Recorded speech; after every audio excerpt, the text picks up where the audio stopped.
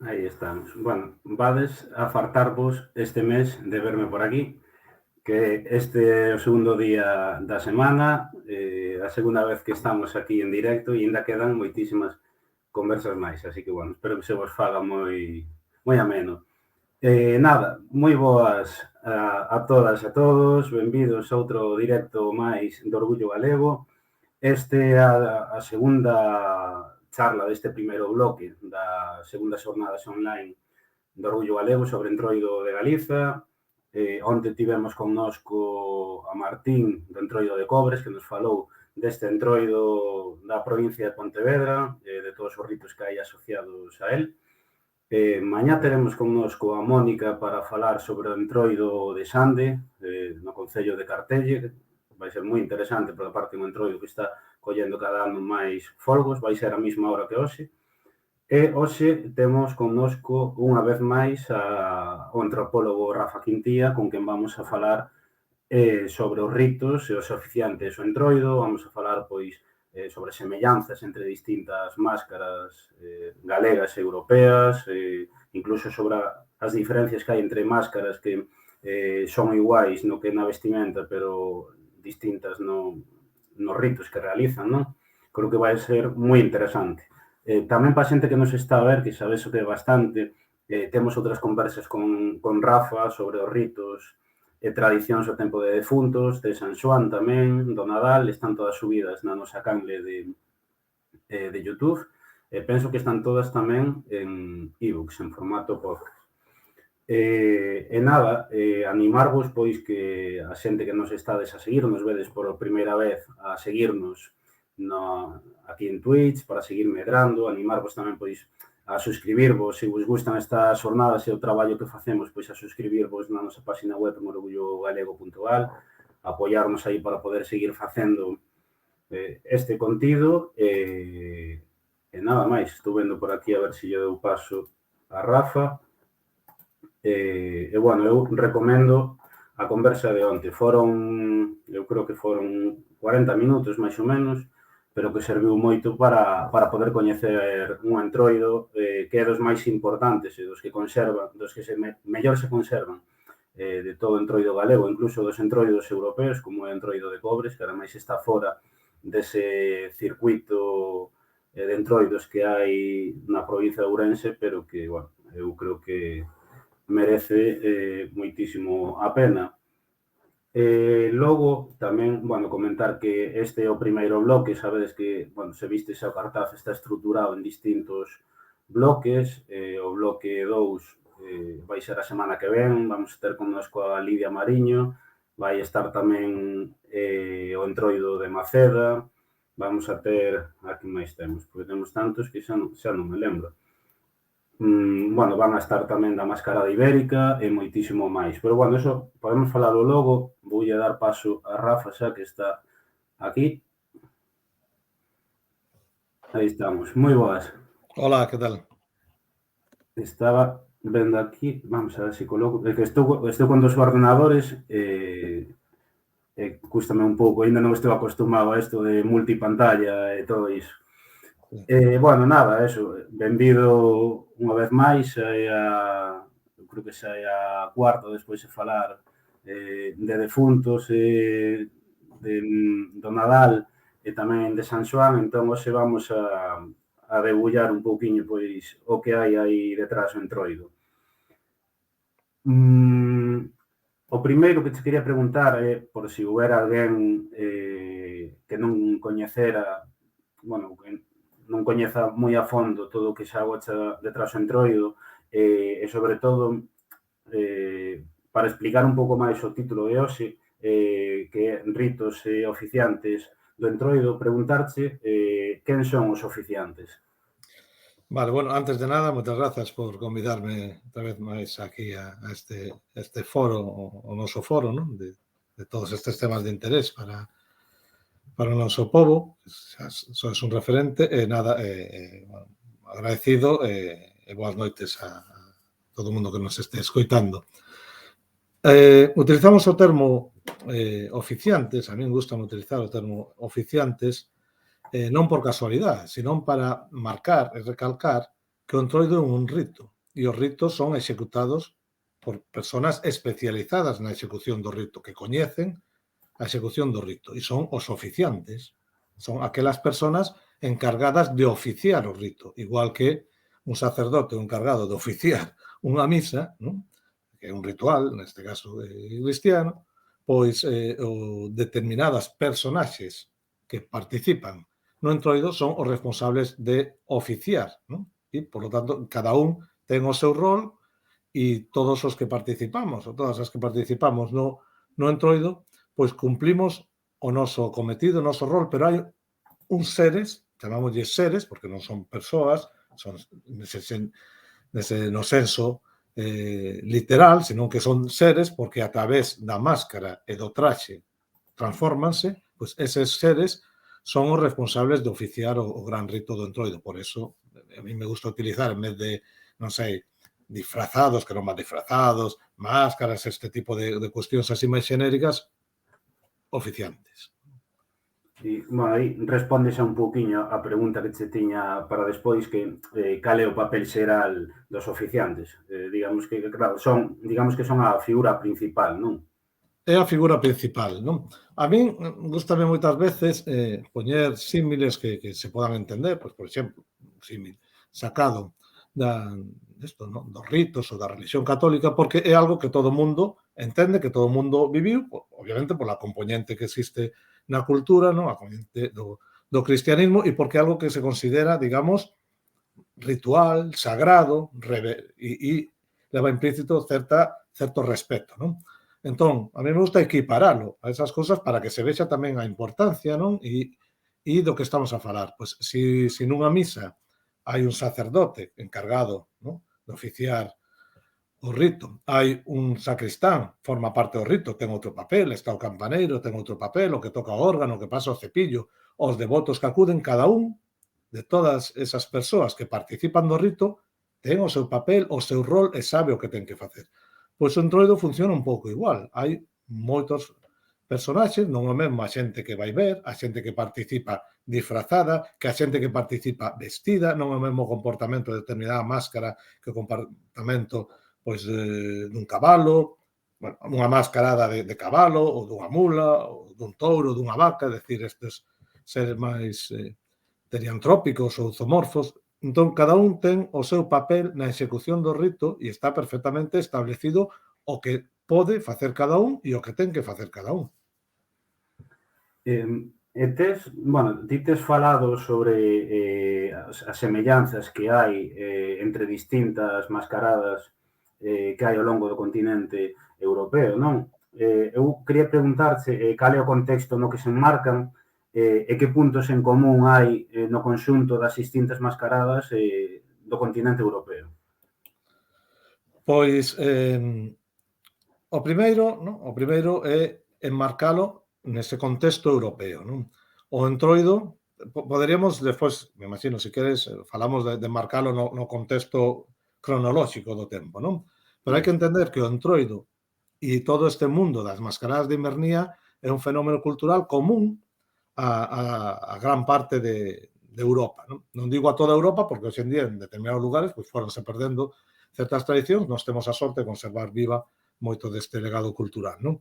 E cando falo de Europa, hai que considerar a Europa non nos termos, digamos, políticos que consideramos hoxe, senón en termos culturais. Que quero decir? Que os lindeiros culturais de Europa tamén participan deste fenómeno. E refírome, por exemplo, a Irak, por exemplo, onde hai mascaradas similares, ou refírome ao norte de África, onde dentro da cultura amasí existen mascaradas similares, si ben, en vez de estar condicionadas, digamos, ou teóricamente condicionadas ao calendario cristián, a Cuaresma, aí está condicionado polo calendario musulmán, porque obviamente o norte de África, pues, a nivel histórico, foi conquistado polos árabes, introducindo a religión musulmana, e eso, ¿no?, pues, mestúrase coas propias crenzas. Entón, eles fano non ao final da invernía, senón ao comezo da invernía, despois do Ramadán. Pero o comportamento, as pautas, as dinámicas, incluso a propia estrutura do rito é similar en todos estes lugares de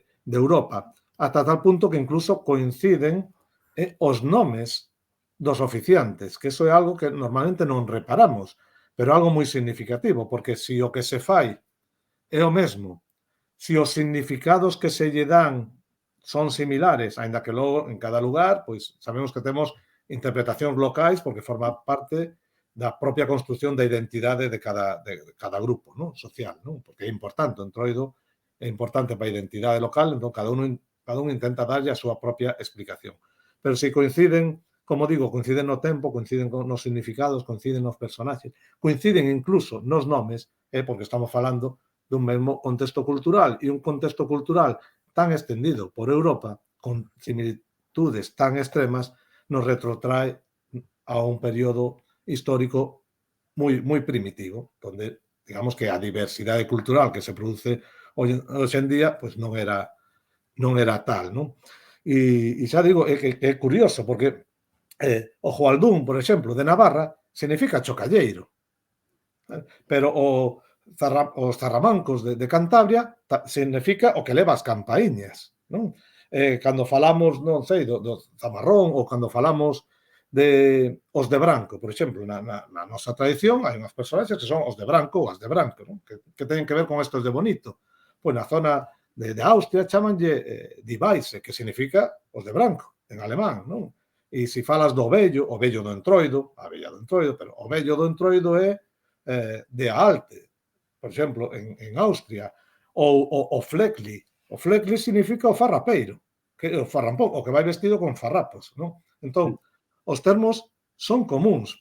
Incluso esta mascarada que vos cito do norte de África, da cultura masig, da cultura berber, leva por nome o Bilmauen, e vai vestido con pelicas de cordeiro, e significa peliqueiro. vai con chocas, vai cunha vara para fustigar e vai acompañado dun fulión de casa en casa, non? Entón, é moi significativo que coincidan incluso hasta os nomes. Incluso a pauta cultural de que gran parte destes grupos de mascarados, de oficiantes, tradicionalmente, eran confrarías, así se chaman en algúns lugares, de mozos solteiros. Isto é igual en Bulgaria, no norte de Portugal ou en zonas de Galicia. Ou incluso ritos como o que chamamos arada ritual, ir de o torreiro da aldea veciña, facer quearas con a xogada de bois, que como apropiarse do territorio veciño, fanse, por exemplo, fan os cuqueris en Bulgaria, por exemplo. E algo que me viña agora á mente é que, claro, dúas cuestións. Por unha parte, estas semellanzas culturais, e xa saíndome un intre deste tema, quero dicir, tamén son comuns a outros ciclos e festividades do ano, non? Quero dicir, o San Xoán, o tal, quero dicir, eso quizáis ten que ver, pois, que ao final, non sei que explicación lle das ti, que o continente europeo non é tan grande, as culturas estiveron en comunicación, non, permanente, ou, quero dicir, que explicación lle pode dar a que teñamos esas semellanzas, eso, pois, mesmamente no entroido galego con entroidos en Bulgaria, por exemplo. Digamos que similitudes culturais non prodúcense con todas as culturas do mundo. Temos similitudes incluso con povos de Papúa Nova Guinea, non? As similitudes culturais débense a moitas cousas. Unha pode ser simplemente que temos as mesmas capacidades cognitivas, temos o mesmo cerebro aquí no Amazonas ou no Tirol, e a veces as solucións culturais e as creacións simbólicas son as mesmas ante determinados fenómenos que intentamos explicar nas diferentes latitudes. E creamos mitos comuns tamén, simplemente porque partimos dunha ferramenta común da nosa capacidade de simbolizar, non? Xa sen entrar en explicacións de carácter psicoanalítico, que é o junguiano, que sería máis complexo, pero podense dar esas similitudes simplemente porque somos os mesmos seres humanos e a veces, igual que creamos solucións adaptativas ao medio, en medios similares creamos solucións similares e en moitos lugares o medio condiciona tamén, non? O desarrollo cultural, pois podense dar similitudes por eso. Podense dar similitudes por difusión, non? É dicir, nace en un sitio e por contacto cultural difúndese. E podense dar similitudes por un tronco común, como pasa coas linguas. As linguas romances parécense, o galego parécese o francés, ou o catalán, ou o italiano, porque hai un tronco común, non? Máis alá dos sustratos posteriores. E eu creo que no entroido o que pasa é eso, que hai un tronco común. Moi antigo. É dicir, un momento, Europa é unha aldea, eu digo sempre que é unha aldea, un territorio moi pequeno, non? Sacando a Confederación Rusa, claro, o que é a Europa máis occidental a nivel xeográfico é moi pequeno, non? Se un pon o mapa de Chile, non? Xa teño comentado outras veces, en riba de Europa, pois vai dende Cabo Norte ata o deserto do Sáhara, non? O mesmo se superpós o mapa de Perú sobre o mapa de Europa, sorprendería, non? O que ocupa, porque as proxeccións dos mapas non se corresponden exactamente ás dimensións dos países. Hai algúns, por cuestións eurocentristas e etnocentristas, que nos representamos máis grandes do que somos, non? A nivel xeográfico. Entón, é normal que haxa similitudes, que haxa contactos. Houbo contactos ao longo dende a prehistoria, sabémoslo ben, en toda a cornisa atlántica, o mar sempre foi tamén un lugar, non? Unha vía de comunicación. Entón, cando as poblacións eran menores, había menos diversidade cultural, Europa era un lugar tamén menos habitado, en menos territorios de Europa estaban habitados, pois é normal que houvese moito máis paralelos, non? Entón, eu creo que esas similitudes veñen precisamente de un sustrato ideolóxico común, dun corpus, non? Ideolóxico común que en cada lugar pois foi adoptando as súas particularidades, porque a veces tendemos a explicalo sempre a través da teoría difusionista, non? Pois hemos escoitado, pois isto realmente sí, hai prácticas do entroido das mascaradas que se parecen ás lupercais, ás matronais, o que queramos, pero é que Escandinavia non foi romanizada e teñen as mesmas festas, non? Ou son de orixe cristián, bueno, pero que hai outros lugares que non son cristianos. o que o cristianismo chegou no século XI ou século XII, por exemplo, Escandinavia, e temos referencias ás prácticas das mascaradas no século VII. Entón, eu creo que se debe precisamente a esas similitudes, a un pasado común e a unha cosmovisión ou unha ideoloxía común que poseíamos a maior parte dos povos que habitábamos o que hoxe é Europa e ese sustrato coas transformacións correspondientes do paso do ano, dos séculos, dos cambios culturais, foi derivando nesto que hoxe coñecemos como mascaradas de inverno ou o entroido, non? Carnavais, según as zonas, non? Pero hai como un tronco, para min hai un tronco común, como vemos a nivel lingüístico, por exemplo. Claro. E que ademais, bueno, o que este entroido, este ciclo, que bueno, que xa comezou hai tempo, precisamente, o que quero dicir é que non é con que ese ciclo non se axusta xusto a, digamos, hai sábado, domingo, luns e martes entroido, aí chega o entroido e todo o que hai antes non é entroido, quero dicir, hai máscaras que realmente saen xa no mes de xaneiro, entón é algo máis amplo, quizáis que o que temos agora reducido uns días, non? Sí, de feito, hai xente que argumenta co entroido unha cousa e as mascaradas de inverno son outras. Eu, cando o significado, o que se fai e o comportamento mesmo, entendo que é o mesmo, non? O que forman parte dun mesmo corpus, digamos, non? Hai quen argumenta isto para justificar que como eses días que acabas de decir, os días gordos, martes, luns, domingo e sábado, se fixan en base a Coresma, Semana Santa, Coresma, mércores de cinza, e marcan os días, é dicir, que veñen condicionados de alguma maneira polo calendario cristián, pois que eso é cristián. Non? Eu non estou de acordo, non? Para nada nesa afirmación, porque o primeiro que hai que entender para min é que o entroido é a última das mascaradas do ciclo da invernía. Unha serie de fenómenos, de ritos que comezan no inverno, non no inverno solar do solsticio de inverno, sino na percepción do inverno dende unha perspectiva de calendarios agrarios.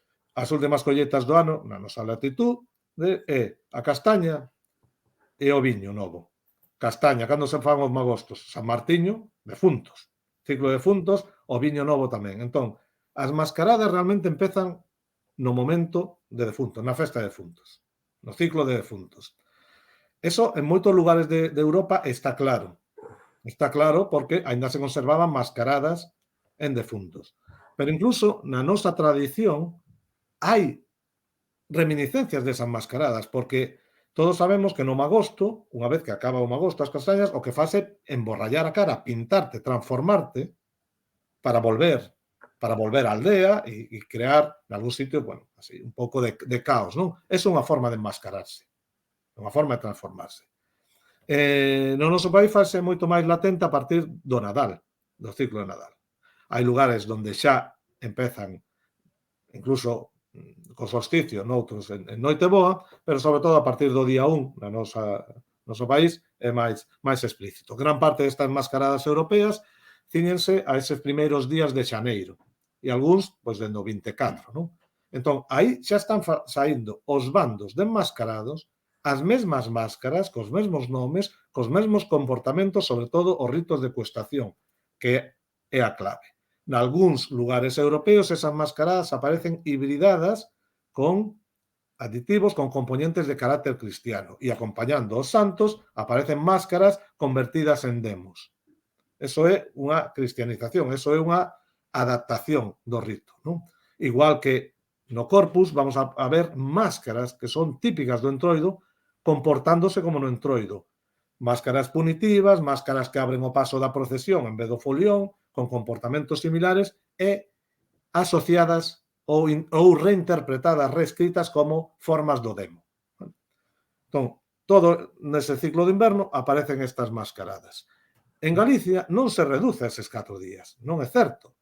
Temos a idea de, verdad, polo San Antón sai o cigarrón, refrán. Zonas da Península Ibérica, en San Blas, los diablos verás, saen enmascarados en forma de diablos nos ambrais, non? E incluso moitos dos folións das zonas de Viana, de Tribes, Viana, Manzaneda, Vilariño, sobre todo, non? Esa zona, xa empezan a sair en xaneiro, de forma espontánea. E máis, hai un refrán galego, que eu recollino dun bo amigo, un gran amante do entroido, de Xosé Seixas, que yo contaba o pai, que decía: lúa de xaneiro, finicida de todo, fenicida de todo, primeiro martes, martes de entroido. Quer decir que na sabiduría popular, no saber popular, xa medían, calculaban o entroido desde as lúas de xaneiro. Claro, un pode decir, sí, tamén a Cuaresma, que depende da Semana Santa, a Semana Santa mídese por un calendario lunar. Pero a xente xa, de forma instintiva, non instintiva, senón de forma cultural, xa sabe cando teñen que empezar a sair. E non fan unha separación entre as visitas que se fan en febreiro ou que se fan en xaneiro, as saídas do fulión ou correr o entroido, do que o entroido. Forma parte do mesmo fenómeno. E incluso tamén, bueno, enlazo, non? Que a partir das 11 da noite o día 1 xa se escoitan as chocas, Claro. que é habitual, ademais. É que hai un tema moi interesante que se daba en moitos lugares de Galicia. Eu estudei na Terra Chá, sobre todo no Concello de Xermade. Ali chamábanlle a borear. É dicir, a partir de xaneiro xa empeza esa pulsión, sobre todo a partir de xaneiro aquí, de execución deste rito. E entón é moi habitual empezar a anunciar con tempo. A borear é tocar os cornos. Entón, polas noites empezábanse a tocar os cornos, cornas, buguinas. Entón, nunha aldea escoitaban e replicaban. E iso durante os días previos do entroido. Por exemplo, na zona de Pontevedra, como ben recolleu o meu compañeiro Anxo Rosales, cando estudou o entroido da parroquia de Marcón, xa a partir do San Antón saían a tocar as buguinas, a anunciar o entroido. Eso ten que ver co anuncio das fechas, das datas liminais, as datas que supón o final dun ciclo e o comezo do outro. Porque noutros lugares de Europa tócanse os cornos o día 1 de xaneiro e en lugares de Galicia, no Corel, anuncias a chegada do ano tocando os cornos. Claro. Entón, é moi importante ter en conta o carácter simbólico de determinadas datas do ano que teñen ese carácter de, nos chamamos datas liminais, datas, para que entenda a xente, datas fronteiras, datas que supoñen o final dun ciclo e o comezo doutro, porque todas esas datas que teñen ese carácter simbólico van asociadas a un paquete ritual que se repite constantemente. Por eso a veces non entendemos porque determinada práctica, pois como roubar cancelas ou roubar os carros, nun lugar de Galicia se fai na noite de defuntos, noutros lugares se fai o día 1 de xaneiro, en fin de ano, noutros lugares se fai en San Xoán, e noutros lugares se fai no entroido, porque todas esas datas teñen ese mesmo carácter e, polo tanto, levan implícito unha práctica ritual coherente co que significa para ese pobo esa data, que chamamos liminal por ese momento de final e comezo dun ciclo que se exterioriza, que se teatraliza a través dos ritos de caos. Claro. Hai un tema moi interesante que tes falado tamén moitas veces e que me gustaría que faláramos hoxe, e é que temos, digamos, máscaras, aquí en Galicia mesmo, máscaras similares, son iguais, pero con ritos que realizan ritos distintos, e logo máscaras que son distintas que realizan ritos semellantes. Por exemplo, que a priori vemos e visten igual ou moi semellante. Os peliqueiros e Laza, Campo de Cerros, Arreaus, os cigarróns, de Verín, os Felos e Maceda, quero dicir, podemos velos e parecen iguais, pero os ritos son, bueno, o que fan é completamente distinto, non? Eso que dis é moi importante, e a min eu sempre quero recalcalo, non? O importante do entroido, claro, a estética é importante sempre, non? Pero como xa se perdeu parte da estrutura mítica que está detrás deste rito do entroido, perdemos o significado de moitas máscaras. Pero sí sabemos o que fan e sabemos moitas das funcións do rito. Entón, o importante do entroido é o que se fai, máis alá de como se viste. Que quero decir? Que máscaras que estéticamente son moi similares están representando a seres, a oficiantes diferentes, porque o que fan é diferente. E o contrario, máscaras, non? Que son estéticamente moi diferentes, son o mesmo personaxe ou cumpren o mesmo rol porque fan o mesmo. É dicir, estéticamente poden ser moi dispares, pero as dúas son máscaras punitivas, porque a súa función é esa, non? Poñamos un exemplo, sempre, se eu poño aquí un gaiteiro galego, un gaiteiro escocés, un gaiteiro asturiano e un gaiteiro búlgaro, e pregunto que hai aí, todo o mundo vai decir, entendo, que é un gaiteiro. Eu pregunto, por qué? Por dúas cousas. Porque leva un atributo característico que é un instrumento musical que é a gaita e porque toca a gaita. Como toca a gaita, leva unha gaita, é un gaiteiro. E digo, pero se estéticamente son totalmente diferentes. Un leva monteira, outro leva unha saya, pero sabemos que é un gaiteiro polo que fai. Ben, pois o felo, estéticamente, é parecido ao cigarrón, ou ao peliqueiro, ou ao zaramanculleiro. Vale, obviamente, uns levan medias, pero para un profano estéticamente é indudable que son moi similares, teñen máscaras, con mitras, tal. Pero son totalmente diferentes no que fan. Son seres totalmente diferentes. O felo é como un espírito burlesco, é como Como un trasno, non? entra nas aldeas, crea o caos, vale coa xente, engancha. O cigarrón, o peliqueiro, o seu comportamento é outro, absolutamente diferente. Unha máscara de Manzaneda, unha máscara xiróvaga, chamo eu, porque xiran, non? Como os derviches, unha máscara xiróvaga de Manzaneda, estéticamente parécese a un felo de Esgos. Como fixade, a máscara é diferente. Bueno, as máscaras non levan, hoxe en día non levan máscara, levan un gorro de carácter cónico ou apuntado, non? Como unha coroa dos mallos, pero parécense moito porque levan camisa de home, gravata, pano cruzado, levan unha sorte de naguas, de prendas de muller, levan, bueno, unhas botas, as máscaras levan uns legues, non? Unhas polainas de coiro típicas de andar pola serra, pero se os ves, son moi similares, non? Pero o seu comportamento é totalmente diferente, porque a máscara é a encargada de abrir o paso do fulión arrastrando coa súa voráxine da súa danza rotacional, que é algo increíble, e os felos de Esgos, que van na comitiva nos bandos polas aldeas, son os encargados de traspasar os límites, de entrar nos currais a coller a galiñas, de entrar nas casas a coller os chourizos. Vale? Son os encargados de traspasar os límites, porque o entroido un momento, non é, eso falaremos despois, me imagino, de leyes do entroido, pero é un momento onde se produce o traspaso de determinados límites, non? Pero, en cambio, se ti vas ao entroido, non sei, de Vilaboa, as madamas e os galáns, dentro do bando, estaban os vellos do entroido. Os vellos do entroido, que tradicionalmente eran casados novos, non eran mozos solteiros, porque os mozos solteiros estaban limitados a madamas e galáns antes, non? A sociedade cambia, a cultura cambia e vamos adaptándonos, non? Pois eses vellos que velaban pola vigilancia, protexían as madamas, sobre todo, e os galáns, eran os que tiñan a potestade de traspasar os límites da propiedade e entrar nas casas. O sea, personaxes con nomes diferentes, estéticamente diferentes e facendo o mesmo.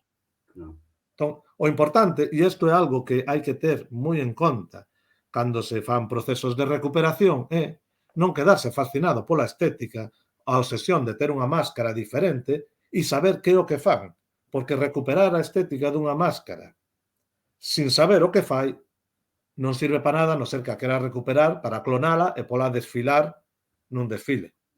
Pero entón non está executando o rito. Sí.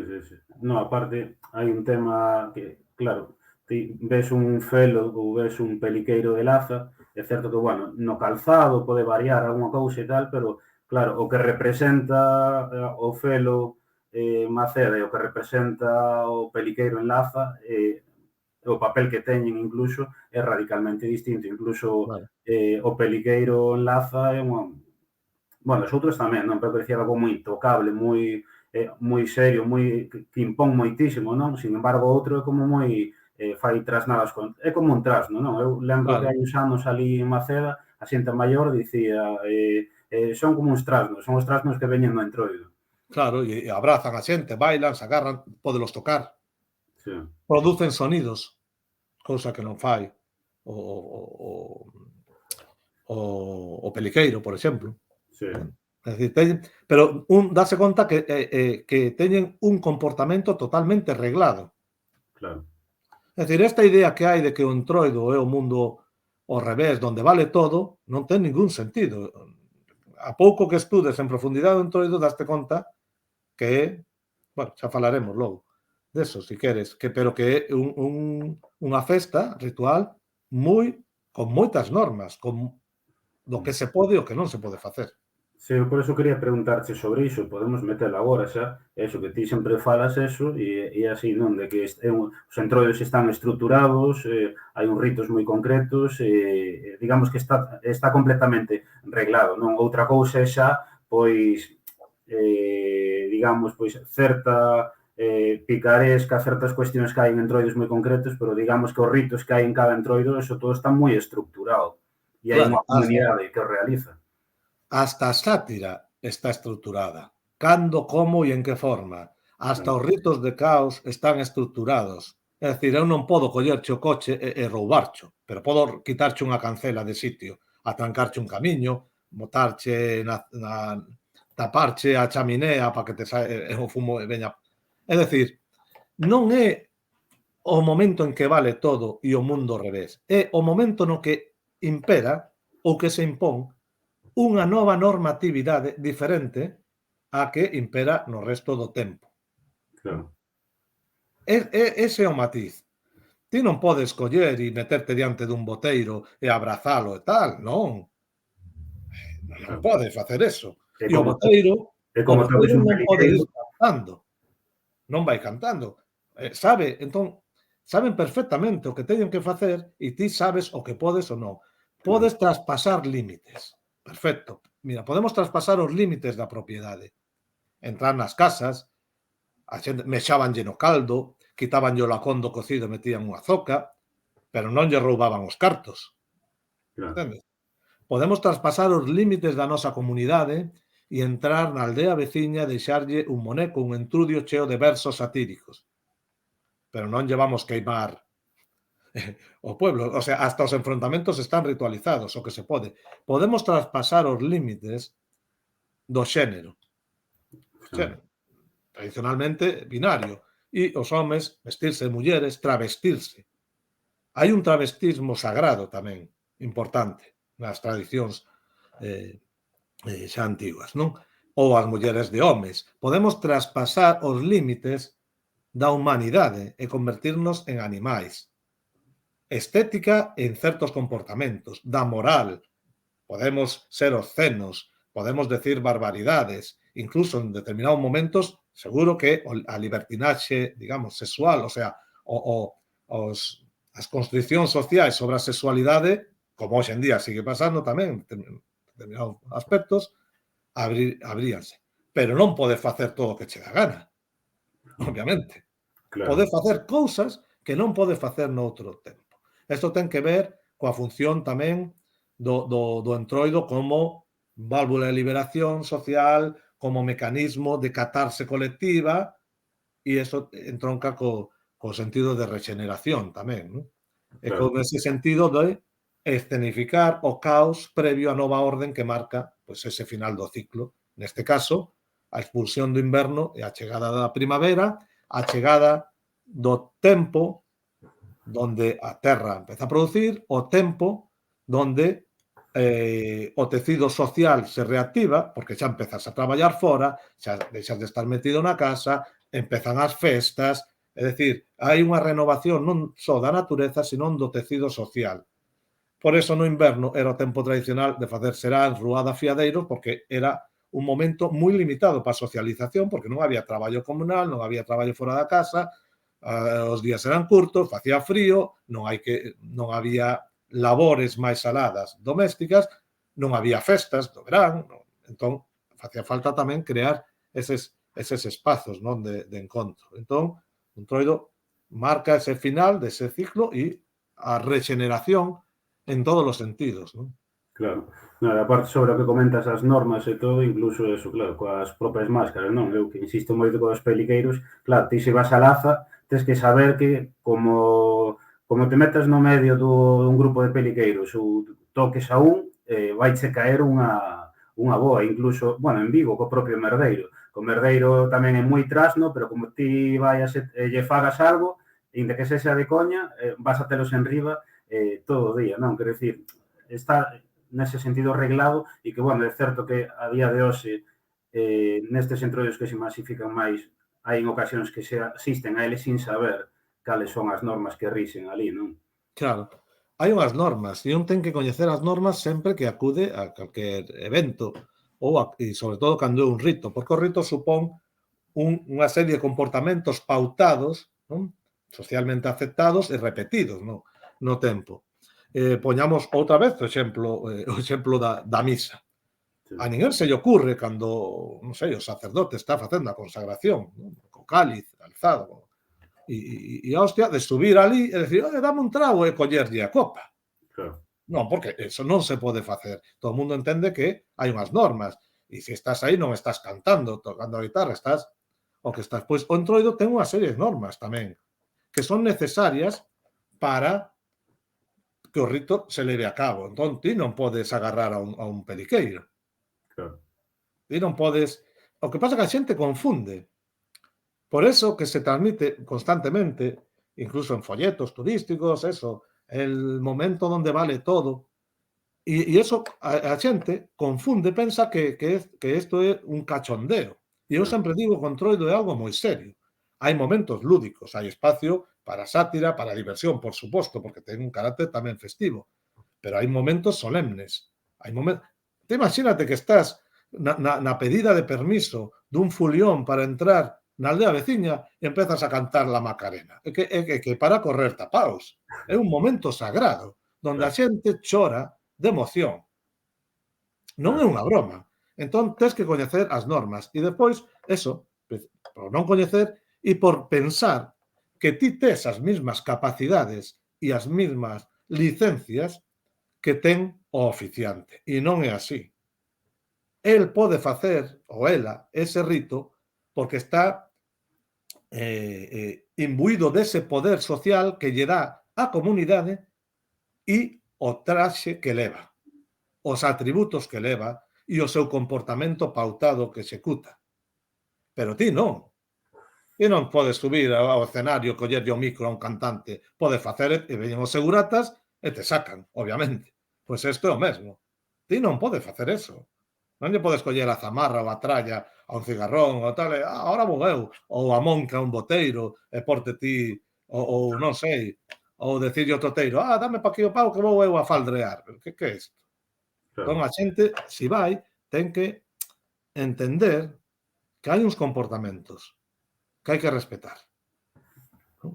Totalmente de acordo. Entrando nun tema moi interesante que tamén tes falado sobre isto noutras xornadas, vou intentar fusionalo nunha pregunta e é que, bueno, é certo que isto dá para falar moito, pero, bueno, facerlle un percorrido moi rápido por enriba. Ten que ver cos ritos que atopamos nas mascaradas, algo xa tes falado antes, que falas como de cuestación, reafirmación dos límites da comunidade, de caos, de inversión, guerra de sexo, rivalidade, esconsuradores, comensalidade, e logo tamén falas sobre un papel moi importante dentro destes ritos do lume e do son, non? Entón, que nos podes contar con isto? Toquei moito, pero bueno. Claro, dentro do que é a festa do entroido hai diferentes comportamentos, como dixemos, e hai diferentes ritos que teñen funcións concretas, non?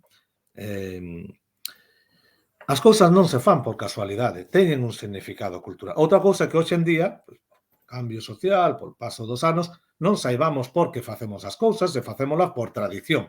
Se chama por tradición porque sempre foi así, que é o que recordan os teus avós e aboas, non? Eso é o sempre, ou por costume, non? Porque hai que facelo, hai que facelo.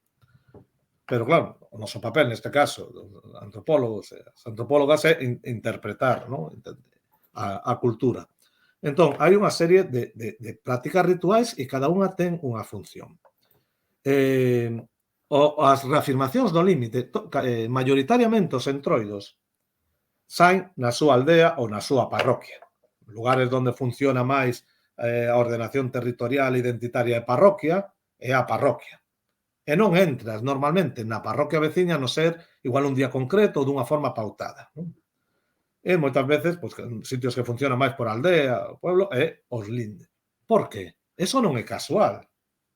Ti estás percorrendo, a cuestación fala dentro da túa comunidade. Cando levas o entroido, que significa todo eso positivo, esa forza rexenerativa, non todos os monecos de entroido significan o mesmo, eso é importante tamén, estás levando algo positivo, estás levando esa alegría, estás levando esa forza, esa regeneración, de casa en casa a toda a aldea. Eso é algo benéfico. Por eso, moitos lugares, aquí, en Europa e no norte de África, incluso consideran que a visita dese bando otorga sorte, bonanza e fertilidade a casa. E a fertilidade nas sociedades agrarias era moi importante, porque era a base da subsistencia, non? Entón, ti estás reafirmando os límites da tua comunidade con ese comportamento. De igual xeito que nunha romería, o domingo, despois da misa maior, sácase a procesión. E que fai a procesión? Reafirma os límites sagrados do santuario. Sai da igrexa, chega ao cruceiro, dá a volta e reafirma, resacraliza o espazo do santuario. Estas comitivas, de alguma maneira, reafirman os límites da súa comunidade. Nas visitas dos folións non se pode entrar na aldea sin autorización dos veciños que reciben. Eso é un principio básico, porque as fronteiras son sagradas. Por eso os marcos na nosa cultura son sagrados, non? Claro. Entón, chegas ao linde, pides permiso, danche permiso e dinche hasta onde podes ir e vas, non? Reafirmando. Entón, hai ritos de reafirmación da comunidade. É tan importante eso que cando hai boa relación coa aldea veciña ou a parroquia, podes entrar a facerlle unha visita, porque se considera algo positivo. Pero se non tes boa relación e traspasas os límites, é unha provocación. Entón, aí entran os ritos de confrontación. É dicir, toda comunidade, todo grupo humano ten tensións inter e intra. Hai tensións dentro do propio grupo humano e hai tensións coas comunidades veciñas. Eso sabémoslo ben en Galicia. O sea, non hai comunidade de montes que non teña litixios coa comunidade de montes de al lado, polos lindes. Entón, sempre hai tensións cos barrios. Hai tensións hoxe en día entre as cidades. Imagínate, pois eso, dende que villan os mozos a bailar coas mozas, sempre houve tensións entre as comunidades veciñas. E hai tensións dentro da propia aldea, da propia comunidade. O entroido ten unha serie de ritos perfectamente estandarizados, creados de mecanismos sociais para canalizar esas tensións dunha forma non violenta, a través dun xogo. É como o fútbol. É mellor xogar un partido e non lanzarnos bombas, non? Unha forma de canalizar esa tensión. Pois, en vez de entrar á aldea veciña a pegarnos de paus, facemos un atranque e nos vamos ao borde da aldea e facemos un enfrontamento en verso, como os xenerais do Ulla. Que vayan vestidos con roupas napoleónicas non quere decir que os ritos de enfrontamento non sexa algo moi antigo e moi anterior aos ritos, ás guerras napoleónicas, non? Non confundamos a forma co fondo. Entón, esos mecanismos sirven para canalizar esas tensións e darlle saída. Igual que hai mecanismos dentro da propia comunidade. E ten que ver cos ritos parodísticos, de escarnio, de sátira. Un momento no que eu podo criticar os meus veciños, sin que supoña que estemos enfadados o resto do ano, ou que non o falemos, ou que acabemos dándonos cosacho na cabeza. Podo criticar as autoridades nese momento. Para as autoridades é unha licencia que lle dan ao pobo para que se desafogue e logo todo siga igual. Sí. Pero hai a crítica social aos veciños, tal, e iso, nos rimos todos xuntos e mañán toca a ti e non pasa nada. E xa nos relaxamos. Metemos yo o entruido cos versos e todas estas cousas. E logo hai os ritos de xestión das tensións intersexuais, os ritos, os combates entre xénero. Xoves de comadres, xoves de compadres, facemos un lardeiro, facemos unha lardeira, escondémolo, roubámoslo. Sirve para canalizar tamén esas tensións, neste caso, que se producían entre homes e mulleres. Por lo tanto, son mecanismos moi sofisticados, mecanismos culturais, para a xestión das tensións sociais e das tensións dentro da propia comunidade e interxéneros. O sea, isto non é unha broma. Isto é fruto de un proceso cultural e social moi, moi profundo. Temos ritos que teñen que ver, bueno, xa falamos da confrontación, falamos dos parodísticos, os ritos de caos. Estas datas que supoñen o final dun ciclo e o comezo doutro, sempre é, dende un punto de vista, digamos, simbólico, mítico, é a destrucción da orde anterior para o establecemento da nova orde, non? Sería o concepto marxista da revolución, pero levado á práctica simbólica, non? Destas festas. Entón, ese final, ese caos final, hai que escenificalo para que despois se produza a nova orde. Porque senón non hai diferencia. Se sempre é igual, como hai nova orde se non hai unha destrucción previa da orde establecida? Hai que escenificar o caos. E iso faise cos ritos de caos, da escenificación do caos, que consiste en que de repente na aldea empezan a chegar seres que non sabes de onde saen, que veñen do inhabitado, do non social, do mundo non social, moven as cousas, como fan, por exemplo, os caretos, tiran xa leña, entran nas casas, roubanche carros, atrancanche, escenifícase ese caos. Que é o que se fai na noite de San Xoán, o que se fai, como decía antes, en algúns lugares, na noite de defuntos, porque a noite de defuntos marcaba o comezo do ano. Hoxe en día, o ano comeza no ciclo de Nadal, pero houve tempos que comezaba tamén no Entroido. De feito, San Martiño de Dumio censura, que no seu Correcciones Rusticorum censura que a xente celebre o comezo do ano en xaneiro, porque el di que hai que celebrarlo en marzo, coincidindo coa chegada da primavera, é dicir, o Entroido. Sí, sí, sí, sí. E, bueno, e temos ritos de travestismo que teñen que ver tamén coa catarse, co poder saltarse as normas, algunha vez que nos deixen saltarnos as normas, non? Porque a norma constriñe.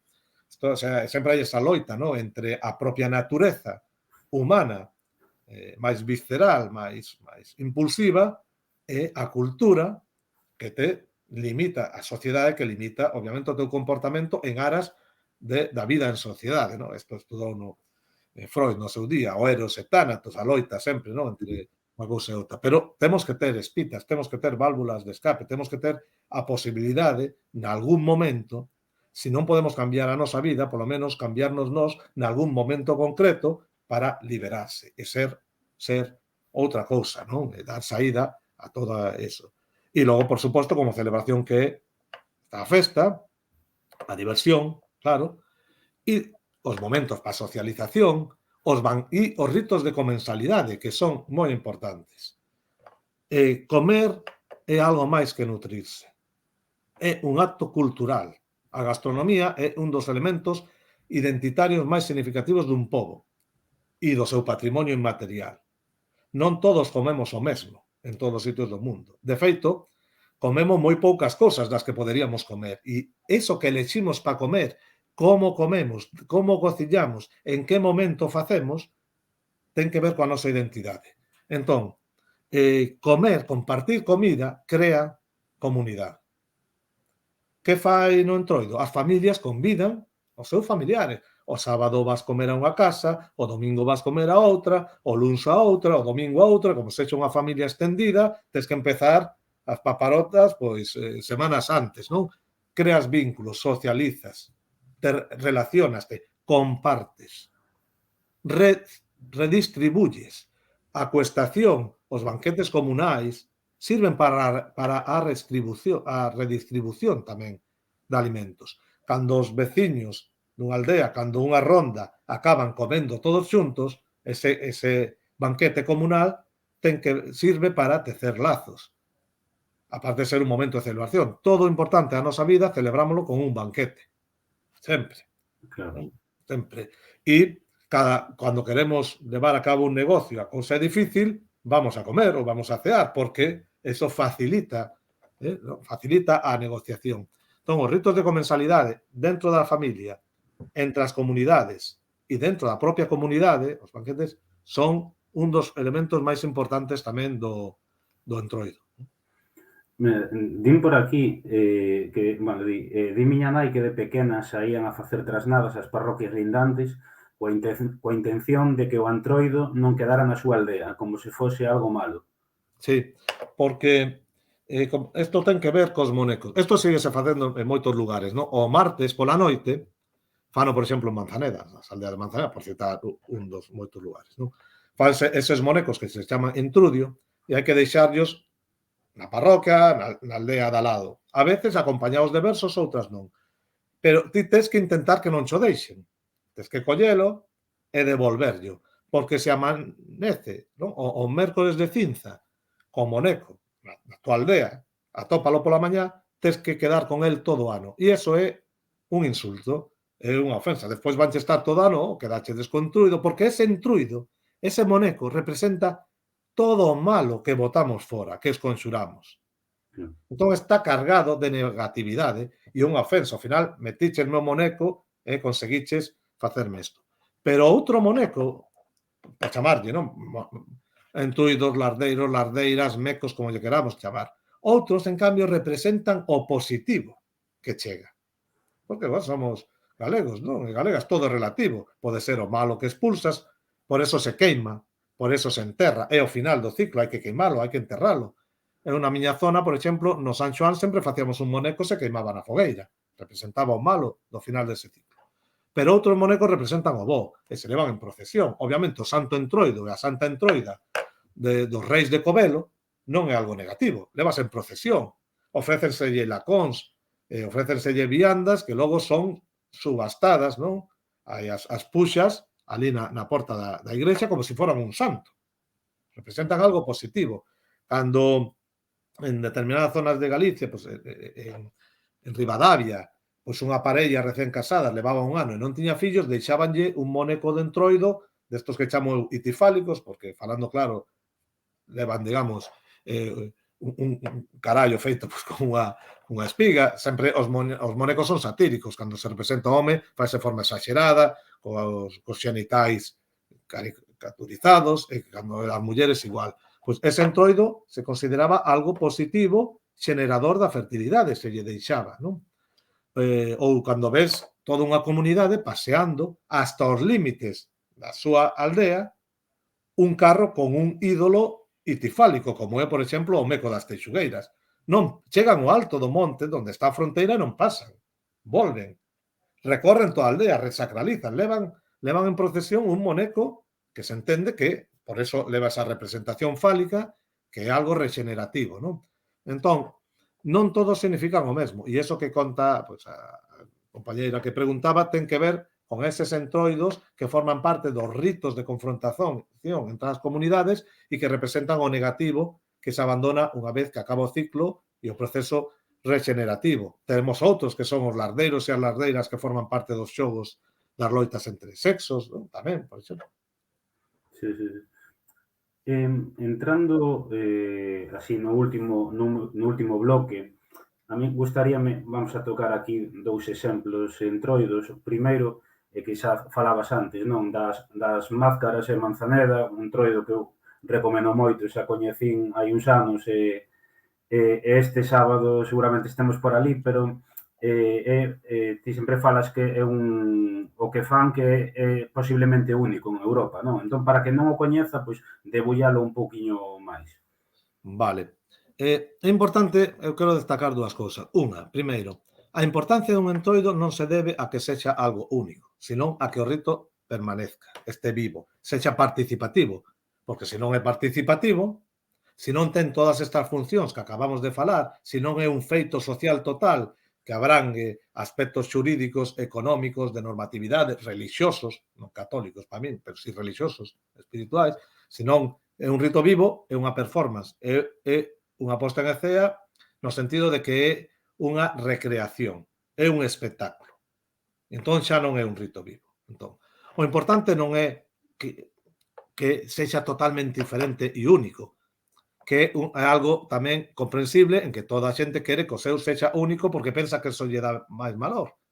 Se todos foran únicos, sería unha colección de anécdotas, de ocurrencia. O importante é que forman parte dun corpus, forman parte dun sistema, sabes? Dun sistema ideolóxico, e iso que lle dá potencia ao entroido, o que lle dá esa forza, non? Entender que forma parte de algo moi grande e moi antigo e moi potente, non? Pero, e logo, todos os entroidos teñen o mesmo valor. porque para a xente son importantes e son representativos. Da igual se tes unha máscara maravillosa ou non, porque a clave, o fundamental do entroido é ir correr o entroido, é a coestación, é ir salir polas casas. Na miña parroquia non tiñamos unha máscara representativa, un personaxe, non había boteiros, nin felos, nin había cousas similares, chamábamos mascaritas. Collías roupas bellas, calquera cousas, trapo, cartón, pero facías o rito. Íbamos de casa en casa, pedindo a cuestación ou a merenda, había teatrillos, había oficios e todo eso. O importante é o rito. Digo porque a veces, cando falas dun entroido, hai xente que o interpreta como que lle das máis valor a ese que a outro. Non se trata deso. Non se trata deso. Todos teñen o mesmo valor, todos son igualmente respetables, sempre que se manteñan vivos como festa participativa, e non é moito mellor un entroido porque teñe unha máscara fascinante que outro que non teñe unha máscara fascinante, pero igual ten unha riqueza ritualística increíble e hai moitas componentes a ter en conta. Dito isto, isto non quita para que haxa determinados entroidos no noso país que teñan características, particularidades que os fan únicos porque non atopamos paralelos ou que se saen un pouco do habitual, non? Non digo do normal, porque o concepto de normal depende de cada contexto cultural.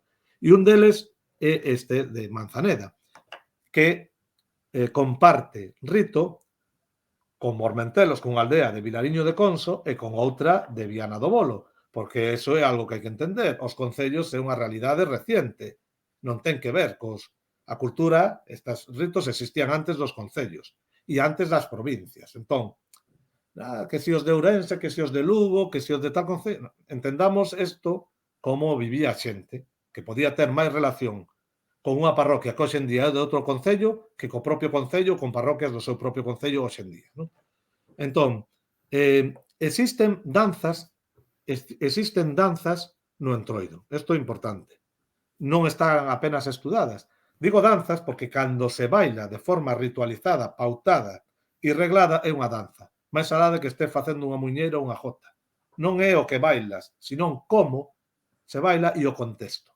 Entón, de feito, moitas veces as madamas, galáns, non? Damas, estes personaxes típicos dos entroidos, que existen tamén en toda a Península Ibérica, son os responsables de executar as danzas. Os de branco tamén, non? Os de bonito, digamos. E nos ritos de cuestación, isto xa o recolleu no seu día Nicolás Tenorio, cando estudou o entroido de Cotobade da súa parroquia, nas momadas, nesas comitivas que iban de casa en casa, había uns encargados de bailar coa xente, que eran os de bonito.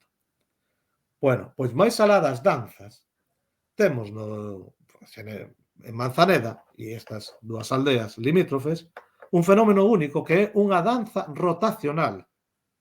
Son danzantes xiróvagos, é dicir, executan un rito no que a máscara, que como se chama, este oficiante, vai diante do folión, o folión é a comitiva de veciños tocando bombos e tocando eixadas, tocando metais, a forza esconxuradora do bombo, do sonido do bombo, coas cornas do monte e o poder do metal, van executando o seu toque característico, que é a voz de cada comunidade, e eles van como se fose, ¿no?, tirando, non, de esa comitiva de casa en casa, bailando polas casas e executando esa danza na que xiran sobre o seu propio eixo, con mans extendidas ao ceo, e é algo fascinante, é algo hipnótico, é algo que incita o trance, a participar no folión e o seu propio comportamento, o propio ritmo, non? A propia execución, e que para min, nunha interpretación que eu fago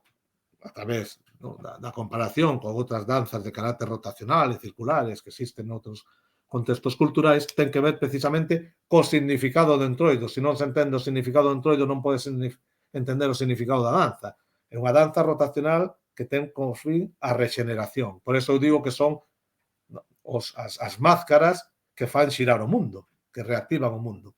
E isto é unha idea moi antigua que está presente en moitas estruturas mitolóxicas. De feito, Xiva crea o mundo cunha danza cósmica. Crea e destruye o mundo cunha danza, non? E é algo, como digo, único. Eu só coñezo salvando as distancias dos significados, pero a nivel estético, os danzantes xiróvagos, non? Os derviches que son sufís. O sufismo é a corriente mística do Islam, e hai unhas confrarías de monxes, neste caso, na zona de Konya, en Turquía, perto do Kurdistán, precisamente, que executan unha danza que ten que ver coa activación da baraca. Eles teñen o seu significado para esa danza, non digo que sexa o mesmo, digo que estéticamente se parece esa danza que le fan dos planetas, porque xiran sobre si mesmos, co que fan as máscaras de Manzaneda. Bueno, tamén hai derviches no Cairo, outra variante, non? E que eu coñeza, a nivel europeo, non atopo paralelos, non? Donde nestas mascaradas haxa un rito como a danza xiroba, a danza rotacional, ¿no?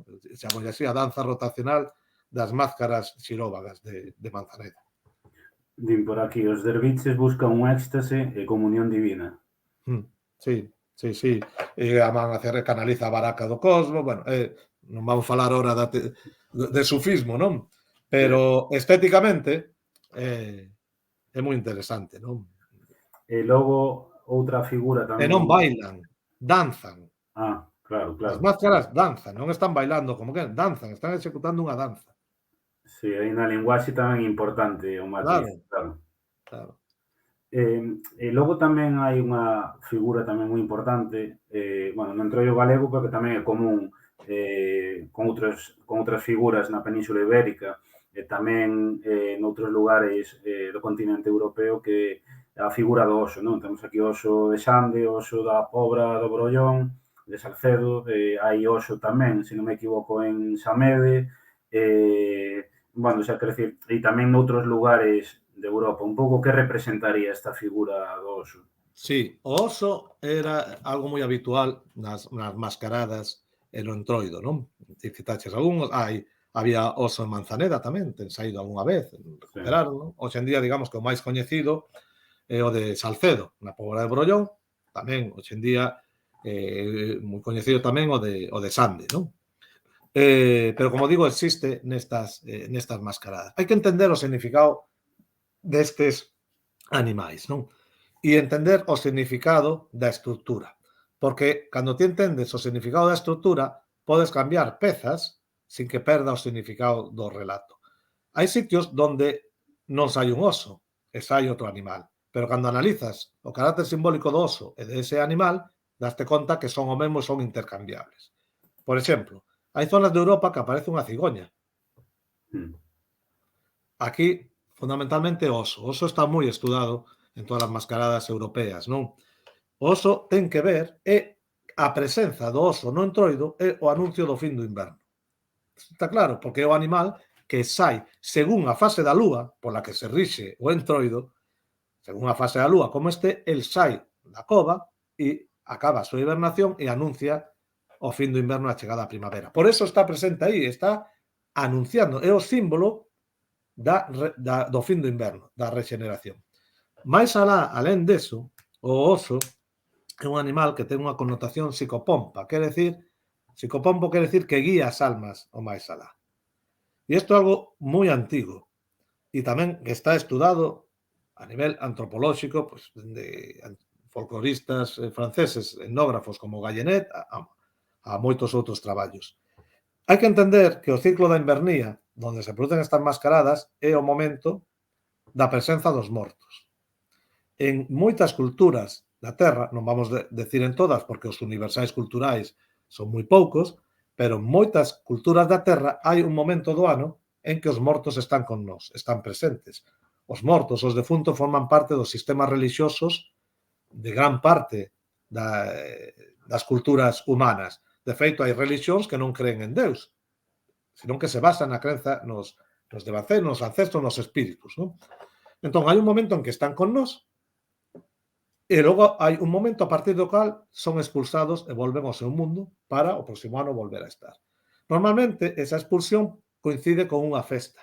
A veces é unha festa que ten carácter de celebración dos froitos ao final da colleita, por exemplo, en determinadas culturas, noutros ten que ver non? Coa regeneración ou sempre co final dun ciclo. Os mortos, na nosa cultura, están presentes no tempo, no período escuro, no período da invernía. E por que o sabemos? Porque a cultura é explícita. Cando na noite de defuntos din que as ánimas veñen a visitarte, que viñan quentarse a lareira, que se deixaba o lume acceso, que se deixa a mesa sin recoller. Estánche dicindo que é o momento no que están presentes as ánimas. Pero non só ese día, porque durante todo o ciclo de defuntos e os magostos, en moitos lugares as castañas que quedan para os defuntos, porque están con nós. Os magostos esténdense hasta San Martiño, hasta, non? Xa moi avanzado novembro, en outros sitios máis. Por tanto, aí siguen. Entramos no ciclo e escenificámolos emborrallando a cara, e volvendo do bosque, do lugar. ¿No? Isto explicaba moi ben Mandianes nun dos seus traballos, Loureses, ¿no? En Antropoloxía dunha parroquia rural. Falaba desto tamén el. ¿No? Siguen presentes con nós no ciclo de Nadal. Que pasa en Noite Boa? Que se pon un prato para os defuntos. É dicir, están aí durante todo o tempo. Cando acaba o ciclo? No entroido. Ten que haber ritos de expulsión dos mortos. Ou tivo que haber ritos de expulsión dos mortos. Hoxe en día, de forma explícita, non os temos. Pero sí sabemos que unha das funcións do oso, e isto nos levaría a falar algo moi complexo que ten que ver coa circulación do aire, os gases, as vinchas e os alimentos flatulentos, pero é moi complexo para explicar aquí, e sin que soe moi raro, pero hai monografías moi interesantes ao respecto.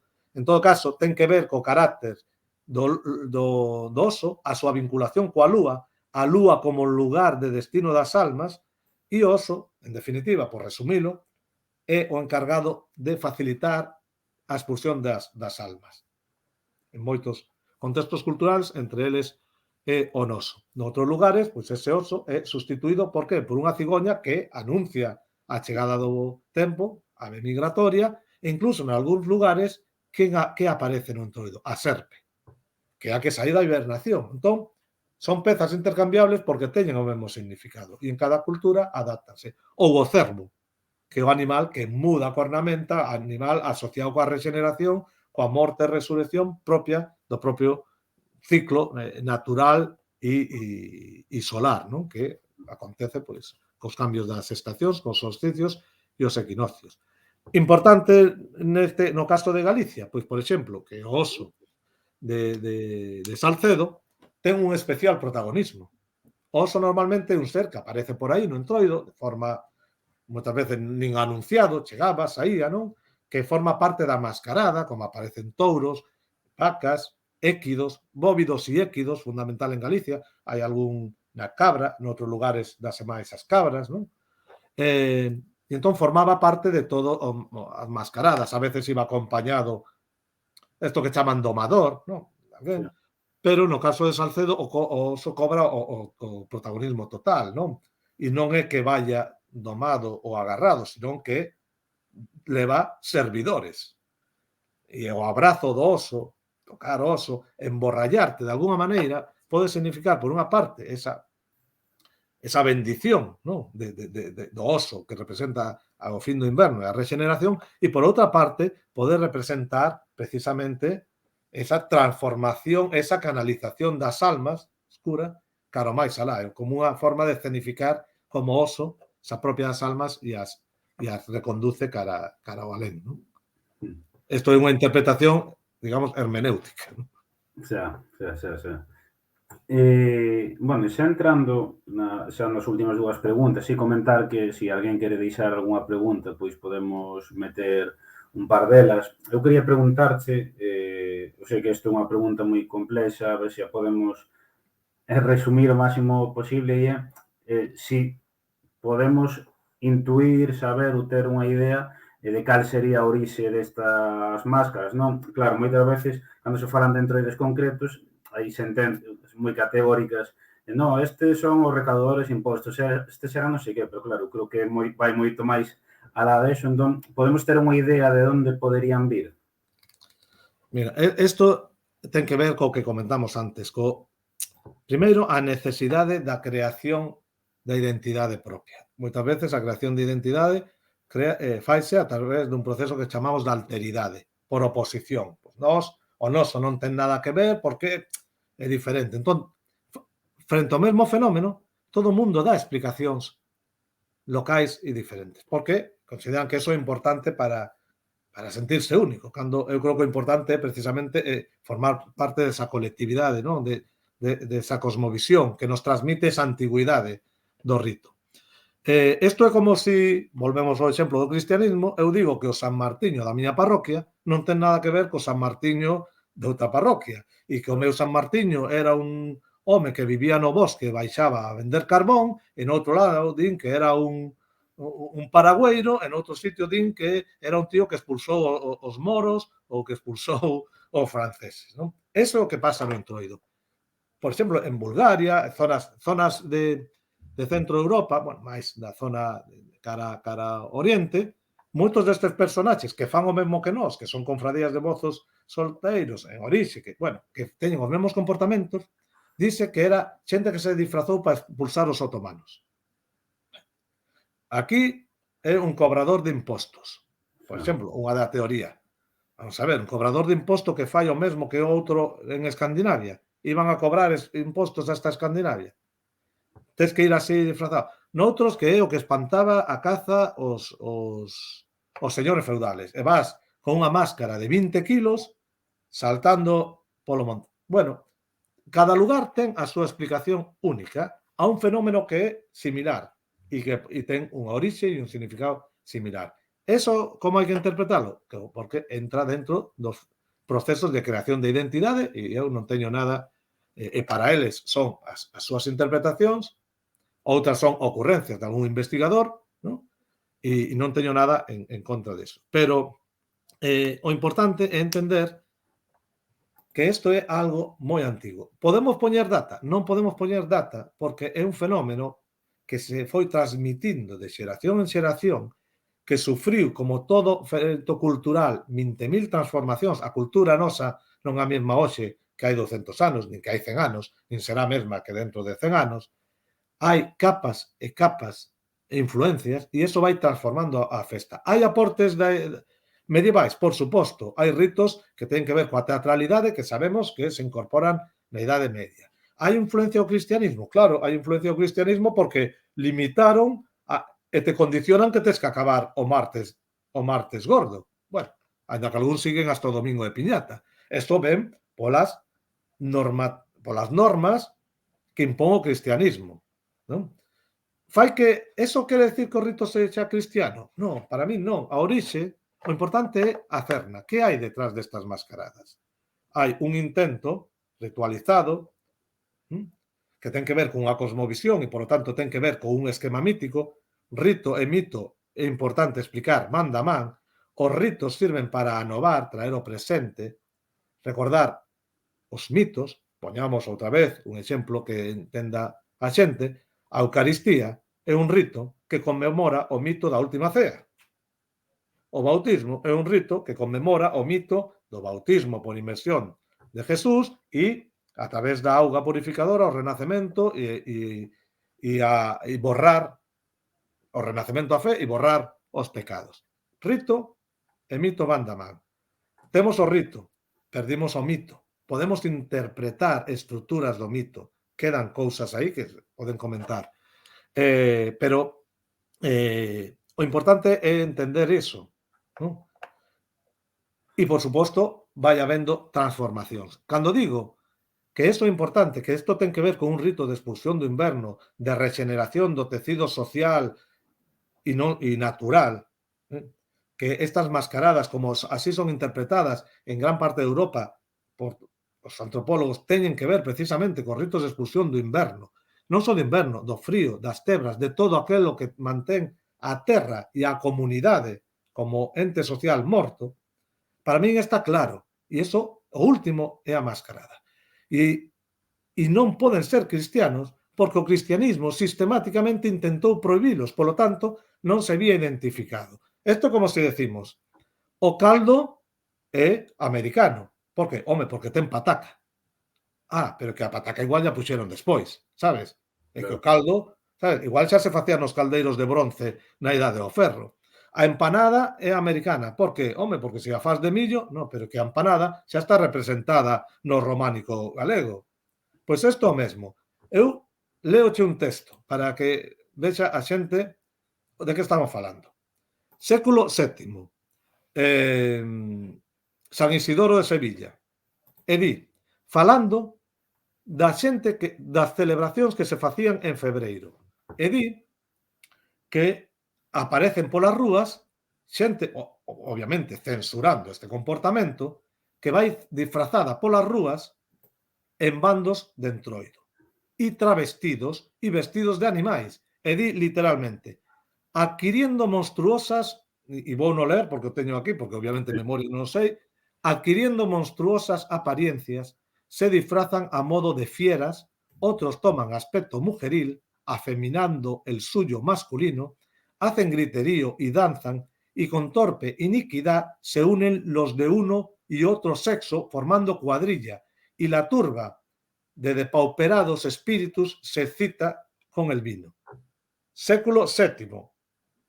San Isidoro de Sevilla está describindo o entroido e condenando sistemáticamente. Polo tanto, non pode ser a súa orixe, non pode ser cristiano. Agora, se ti lle chamas entroido a eses 3 días ou 4 que se miden polo calendario cristiano e se condiciona aí como entrada á Cuaresma, pois tamén o discutiríamos, porque non son só eses 4 días, senón que é un proceso moito máis largo e empeza antes. Dito isto, para min o entroido é algo, obviamente, precristiano, que ven da prehistoria. Decir da prehistoria é falar do 90 e pico % a nosa existencia, é como non decir nada, pero si é decir moito. Que é común en moitos contextos europeos. Por lo tanto, non podemos decir, no, isto era orixe romano, porque os romanos eran indoeuropeos, como os xermanos, como os célticos, e compartían moitas cousas, non? E, de feito, existen estas mesmas mascaradas en contextos, países, de orixe cultural que non foron romanizados. Para min é un rito moi antigo, como mínimo nace na época neolítica, porque no neolítico aparece a agricultura e estos son ritos, hai ritos agrarios explícitos de regeneración. Cando o volante do Entroido Ribeirao pasa polas hortas e polos navais para que medren os nabos, é un rito de fertilidade. Eso ten que ver cunha sociedade agraria. Cando aparece a vaca, a cabra, o touro ou o boi, ten que ver cunha sociedade agrogandeira. Por tanto, eso nace no neolítico. Quer decir que non hai incluso sustratos ou componentes que podan vir do paleolítico? Non o sei, podería ser. O paleolítico e o neolítico hai un cambio ideolóxico moi forte. Pero, dende logo, que a súa orixe, a cerna destas prácticas, para min, é de carácter, para min, en moitísimos investigadores e antropólogos, é de orixen prehistórico e nace, como mínimo, en sociedades agrarias, dende logo. Porque, ademais de todas estas prácticas rituais explícitas de regeneración da terra que non teñen nada que ver co cristianismo, a parte das prohibicións sistemáticas que o cristianismo fixo desta celebración, hai o análisis das estruturas mitolóxicas.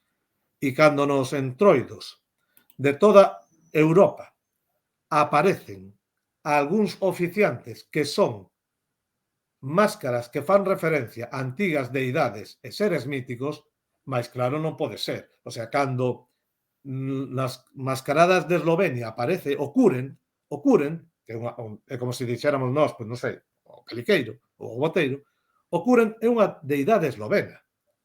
Cando nas mascaradas austriacas aparece a Perch ou a Perchen, é unha deidade europea, destes povos xermánicos, que ten que ver coa nosa vella. Cando no carnaval de moitos lugares da Península Ibérica e cando no entroido galego aparece a vella, non cando aparecen vellos e vellas, senón cando aparece a vella, que fai o rito do parto, que vai fiando esa vella, esa viella asturiana, esa vieja de enero, esa vijanera, ten que ver con un ser mítico que é reminiscencia dunha deidade. Cando nos Alpes aparece o Krampus é o fillo da deusa xermana Hel. O sea, está claro que no entroido hai restos dunha estrutura mítica que remite a deidades precristianas. Entón, non entendo o debate. Só entendo cando exclusivamente definimos o entroido en base a unha festa de despedida previa a Cuaresma marcada polo calendario cristiano. Pero eso para min é moi reduccionista. Claro. Din por aquí, eu estive en Cracovia fai pouco e teño un entroido igualiño galego. Din por aquí tamén, se tiras ben a buxaina, entra en comunión divina. Como? Din por aquí, se tiras ben a buxaina, entra en comunión divina. Pois podería ser, non? É unha danza rotacional a da buxaina tamén. Pero ten en conta unha cousa, cando se tira a buxaina? A ver, cando se tira? Xa. Polo San Martiño, trompos o camiño. Cando Sí. empeza o ciclo da invernía, o sea, está Sí. claro. É un xogo que ten un período do ano marcado tamén. Sí. Ainda que logo de pequenos usábamos os trompos cando nos daba gana, pero sí que é certo que Sí, sempre a claro. partir de aí... Toda a vida. Eu lembro de pequeno, había unha serie de xogos que eran periódicos. Cando chegaba o San Martiño, trompos o camiño. E empezabas cos trompos. Había o período das canicas, xogabas o pincho. Bueno, hoxe en día, claro, o pincho son unha especie de armas blancas carcelarias coas que ibas a clase. Eso, hoxe en día xa te expulsan, non? Pero xogábamos o pincho, non? E os trompos empezaban nesa época. Claro. E xa para rematar, e isto non creo que se me entenda despois como unha apoloxía de hora de recuperar máis máscaras, entón ni son ni nada, pero con todo, ti pensas que a nivel europeo no territorio galego conservamos a maior cantidade, digamos, de ritos, máscaras asociados a esta época? Porque sempre se fala moito deso e tal. Claro, eu non teño un coñecemento xeral nivel europeo, pero non en concreto de territorios. Entón non sei se xa é eso é algo que se di pois para vender máis ou que non é real ou... Non, para min, home, non teño o dato estadístico 100%, non? Pero polo que eu coñezo de todas as mascaradas da Península Ibérica e de Europa, para min casi o 100% que o entroido galego é o máis rico e diverso en formas e en expresións tanto formais, non, como de fondo, non, de prácticas de rito. Que quero decir? Por exemplo, en Bulgaria hai moitísimas mascaradas en moitos lugares, pero sempre se fala do kukeri. É o mesmo nome, cambian a forma, pero utilizan o mesmo termo, non? E máis ou menos son similares. Noutros lugares de Europa, moi famosas, incluso declaradas Patrimonio da Humanidade, estas mascaradas son un mero espectáculo, unha parada, un desfile en grandes ciudades europeas. Falo de zonas de Alemania, donde existía entroidos moi interesantes, por exemplo, en Colonia, donde había as regueifas, donde se representaba a un falando no dialecto desta zona de Alemania como un máis de clase baixa e un noble, se facían os ritos parodísticos, estiven en museos por Alemania vendo os grupos, xa están totalmente organizados, son como hermandades, e saen carrozas e é un desfile, non? Perdeuse, digamos, o rito como algo vivo. E en Galicia consérvase o rito como algo vivo, consérvase en multitud de lugares, aínda que, sobre todo nos anos 60, 70, se perdeu moito, pois pola migración, o cambio da sociedade rural, porque marchaban os mozos e as mozas que eran as responsables de facelo, porque en zonas de costa sempre son máis permeables a outros cambios culturais, pero aquí conservamos unha diversidade estética brutal, unha diversidade de ritos impresionante, de comportamentos, e moi vivo. Entón, eu creo que, sin lugar a dúbidas, sin lugar a dúbidas, para min, é o máis rico e diverso. Eso fala da profundidade da nosa cultura, do importante que é para nós a permanencia destos comportamentos, destas cosmovisión e destas prácticas rituais, e, como non, tamén a necesidade de conservalo, porque conseguimos conservalo hasta aquí. Noutros lugares de Europa son referencias etnográficas en libros de finais do XIX e comenzos do século XX. Aquí está vivo con toda esa diversidade. Para min o importante é entender o valor que ten, porque se ti non entendes o valor do que estás facendo, entón podemos acabar pois, perdendo, non, o significado e a función. E cando xa non ten función, cando xa non sirve, acabase perdendo. Pero, se me permites facer un apunte, Sí, malia ter o entroido máis diverso e máis rico de Europa, na miña opinión, é dos máis descoñecidos. E iso non é culpa dos demais, é culpa nosa. Non? claro. Descoñecido non digo que veñan aquí millóns de persoas, non me interesa eso, pero que se coñeza o valor cultural deste fenómeno, que se coñeza a nosa cultura. Sí, Non? sí, sí. É moi significativo cando veu este reporteiro de National Geographic a Europa facer un monográfico que está publicado na revista National Geographic hai uns anos sobre as mascaradas e os entroidos, mascaradas de inverno en Europa, que saen Caretos, sai norte de Portugal, sai Zamora, sai Cantabria, sai Navarra, sai toda Europa e non sai unha máscara galega. Non existe. Cando falas de carnaval, bueno, carnaval, digamos, é a versión, eu utilizo o termo carnaval para falar, digamos, da versión urbanizada, desacralizada e máis lúdica do entroido. Pero, para que a xente entenda, falamos de carnavales na Península Ibérica, a xente non, moita xente non coñece o que hai aquí. Coñecen o de Cádiz, que son murgas, que existían en Pontevedra, en Marín e no Morrazo xa hai 200 anos. Sabes? Coñecen o de Canarias, non coñecen o de Lanzarote, non coñecen os buches de Lanzarote, os diablos de Teguise, que son mascaradas de verdad, non? Pero o noso non se coñece. E temos que facer un traballo de divulgación, de creación, de produción de materiais culturais para que eso se coñeza. E abrino en outros idiomas. Eu podo ir a Bulgaria e comprarme un libro do entroido en inglés, porque eu non falo búlgaro e non entendo o cirílico, non? Claro. Pero teño produción, ou de Navarra, eu teño libros escritos en euskera e en español, euskera non entendo, pero a nosa produción científica sobre o entroido é mínima. O sea, deberíamos ter centos e centos de libros sobre o entroido, e é, a nivel generalístico, moi poucos. Logo hai algúns libros locais, pero ao que tería que ser, teríamos que ter miles de libros e artigos sobre o entroido, e escritos en todos os idiomas para poder ensinar a potencia cultural que temos e o valor. Porque para entender as mascaradas, cando lees traballos en inglés ou en francés ou noutros idiomas, ves que moitas veces están facendo interpretacións faltándolle unha peza fundamental do puzzle que é Galicia. Claro. E cousas que falan de referencias etnográficas antiguas, aquí están vivas, podelas observar. Entón, ves, están deducindo cousas, digo, pero, tío, pero se isto podes preguntar aquí nunha aldea, vanche decir o que, para que é, porque non se coñece. No. E Sí, iso sí, da cultura e da divulgación científica sobre a nosa historia e sobre a nosa cultura. sí, sí, sí. E din por aquí e é así, o que comentas ti, non só de entroido, o sea, de moitísimas outras. Claro, a nivel arqueolóxico, a nivel histórico. Sí, sí. Por exemplo. Sí, sí, sí, sí.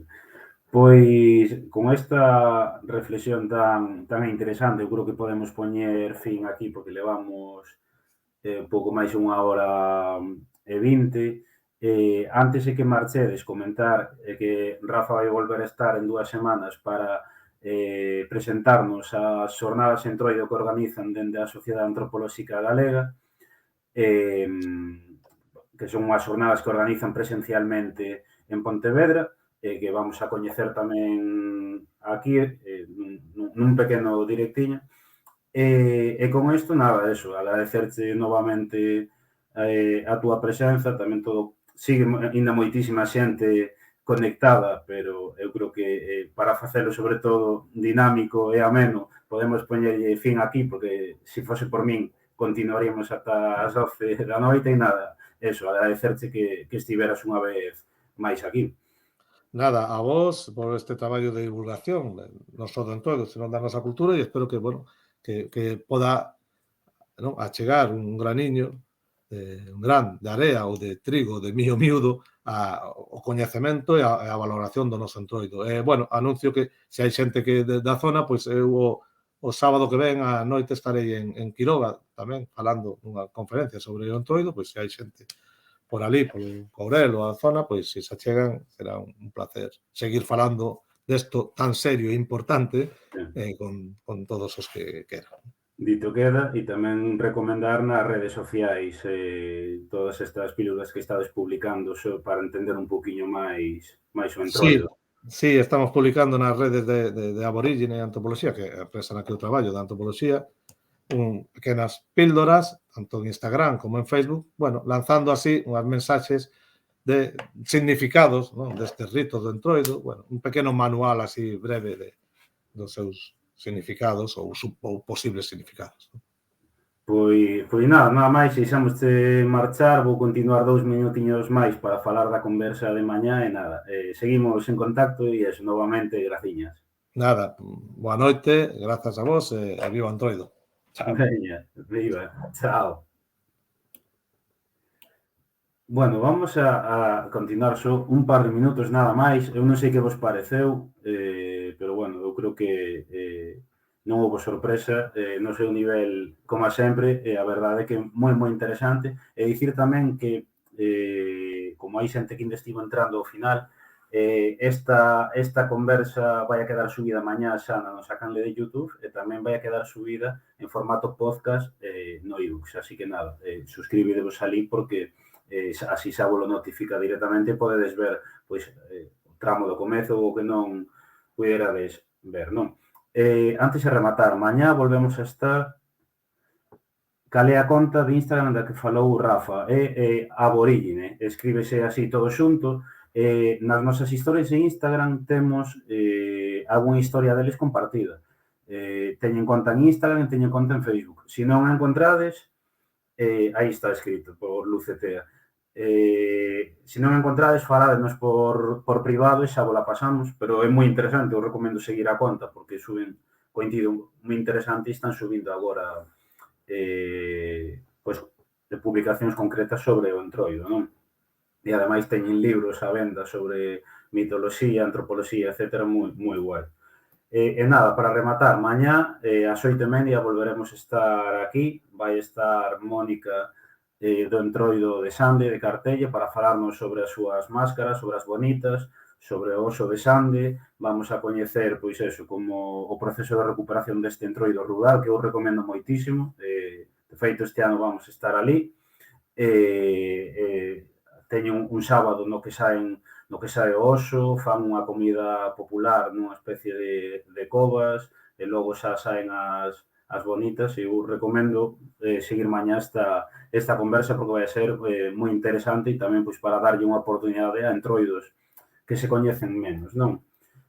Vamos, como digo, vamos a rematar, vou a mirar aquí, porque antes non había ninguén, se hai alguén conectado do Twitch en galego para facerlle unha raíz, e para que non o saiba o que é unha raíz é que todas as persoas que estamos aquí vamos ir a outra canle de Twitch de outra persoa que xera contido en galego, non?